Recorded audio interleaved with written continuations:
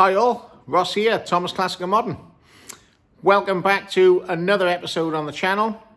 This is another video of our broken up series of a lengthy video of our full engine strip and inspect. So let's see what this episode brings.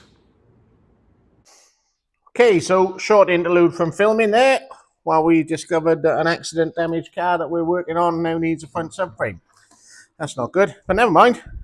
Back at this. Okie doke. So first thing I'm going to do here, because obviously we're going to take the camshaft out eventually. On the MPI engine, you have a camshaft sensor at the back here. Obviously, I'll show you when we get it out, but it runs in a groove, in a split lobe on the camshaft. Got to take that out, otherwise you'll damage it when you try and get the camshaft out. So I'm going to get that out of the way first of all. An 8mm flanged head.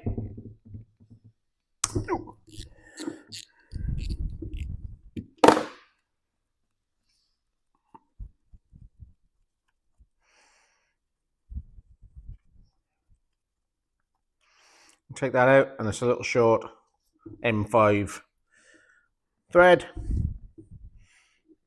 And hopefully, there we go. And there's our cam sensor. So that small sensing piece is magnetic, as you can see. Got the fur all stuck to it, but that sits in a split lobe on the cam. So I'd like to get that out of the way. Then what we'll do is we shall turn this up completely upside down on its face. If you're doing this at home, don't try, you have to put it on something that is not going to damage the face of the block. So don't go doing this on a concrete driveway. Get yourself a nice flat piece of wood or something along those lines. Obviously, I'm not overly worried about this because it's going on stainless steel workbench. That's not going to do any damage to it. And then we can press on. This is now the other side of the engine. So remember I said front and rear. This is the back side of the engine, which is the side that I like to work from. So what I'm going to do first of all, I'm going to get that camshaft out of there, out of the way. So just pull that towards you very slowly. Let me turn that over. A little bit more of a view in there. Very slowly, you should be able to just ease that out of position. And then when you drag it out, no different to refitting, avoid pulling, pushing, and scoring the cam bearings with the lobes of the cam on the way out. So that is out of the way. Just get a rag, we'll give that a bit of a wipe off.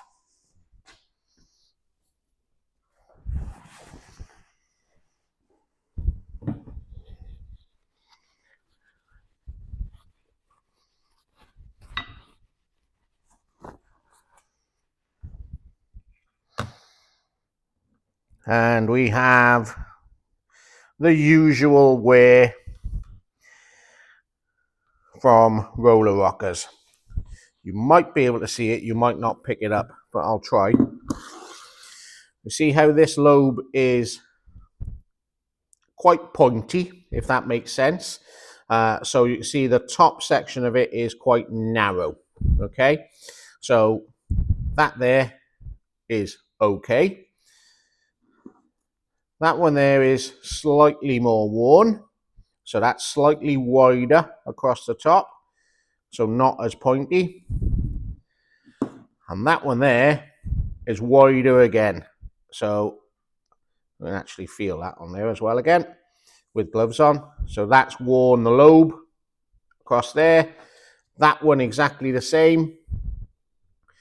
You can see the wear evident there on the camshaft. And that one's actually very sharp on the edge of that as well.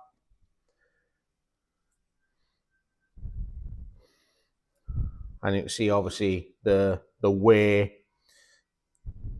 right the way around the camshaft. So it's not the worst one I've seen by any stretch of the imagination, but it's certainly too worn to be used again. So that's going to need a new camshaft, which again is kind of par for the course with most rebuilds nowadays. But hopefully my lovely camera lady can come around here and show you some of the damage that I can already see to the cam followers.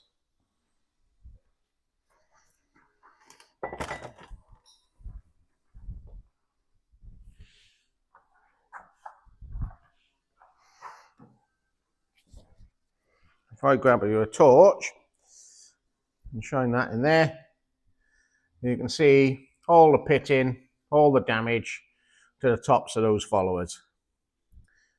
So a catch-22 situation. The camshaft wears, the roller rockers put undue pressure on all the valve train, and you get breakup of the surface, which obviously then causes a rough surface. So you then get that the cam follower is abrading away at the surface on the camshaft. So again, cam followers are a consumable item when it comes to an engine build. Regardless of whether the camshaft was any good or not in this engine, it would have new cam followers, and this one certainly needs them. So we'll get those out of the way.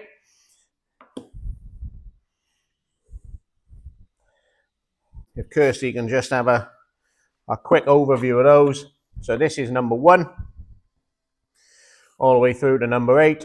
And as you can see, there is only really one.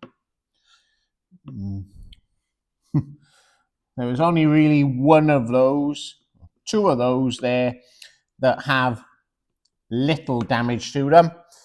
All the others are really bad, trashed. As I say, not the worst I've seen, but certainly no good for reuse. So I'll turn my attention to the other end of the cam drive now, which is the oil pump. I'll just get that out of the way, and then we shall start getting the pistons and the crank assembly out.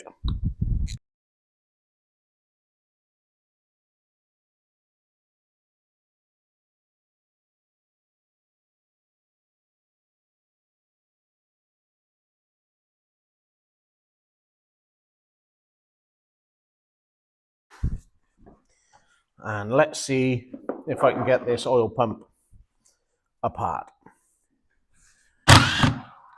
Sometimes they are not.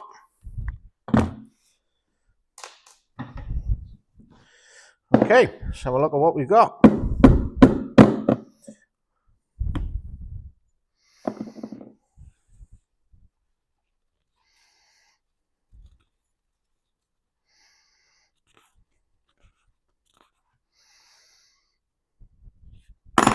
Nothing untoward there. Usual wear. That's a very good sign.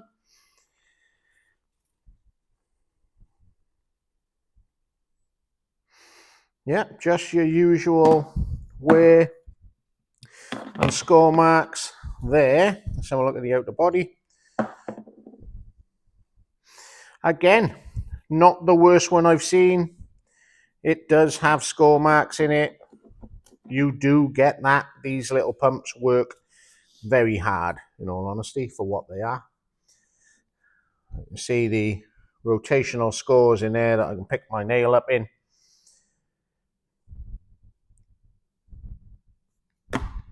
The same on the corners of the rotor, which is the bit that runs in there. So obviously, as you can imagine, that runs concentrically as it turns. So any debris that is in there is bound to get jammed up in there and sort of dragged around. And you might be able to see there should be corresponding score marks around the outside of the pump body there. So by far and away, again, not the worst one I've seen. But again, consumable item, straight in the bin.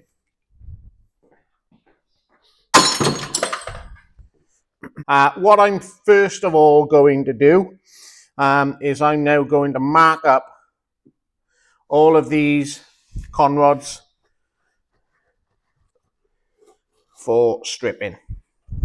How I like to do this, how I was taught to do this, is I always mark them cam side. That's quite tight to turn over, that is.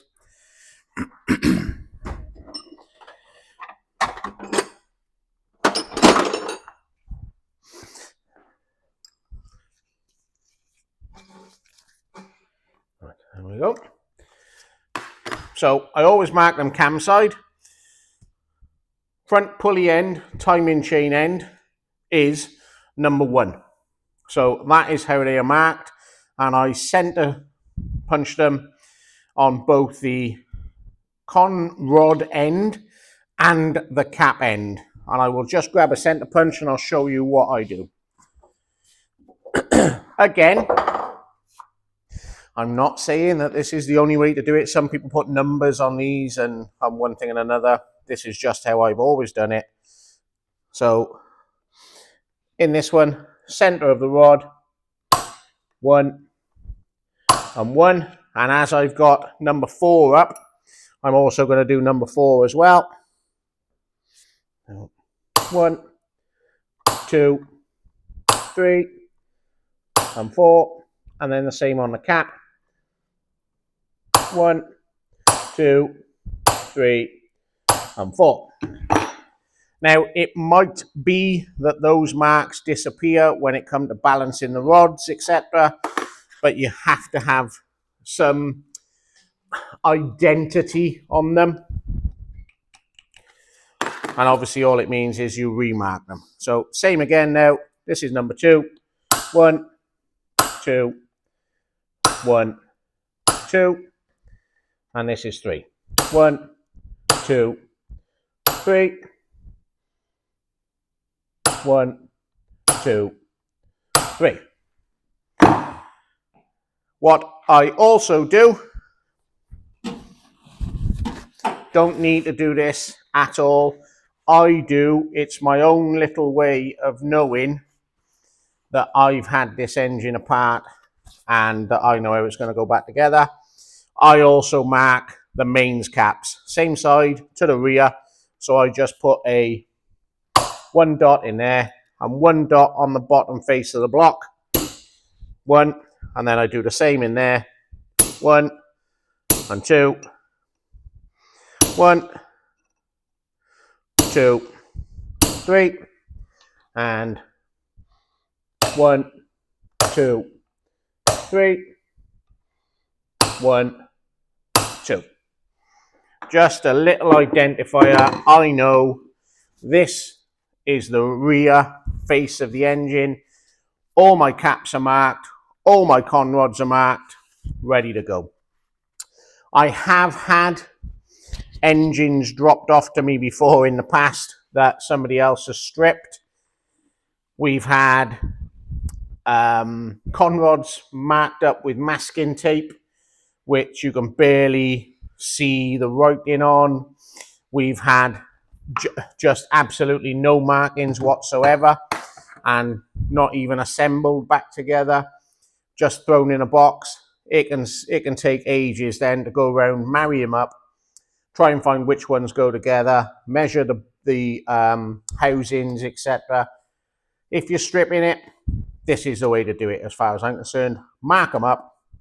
You know exactly where you are. Okay, I'm going to just butt in there and we'll leave that video where it is for the time being. I've come to editing that video, and as I suspected, it's a tad too long. So we'll leave things there for the time being. Please look out for the next episode of the video, which will be coming very shortly. And we hope to see you very soon on the channel. In the meantime, please give us a like, a subscribe, a share. And as always, if there's anything else you think you'd like to see in a video, drop us a line and let us know. Thanks very much.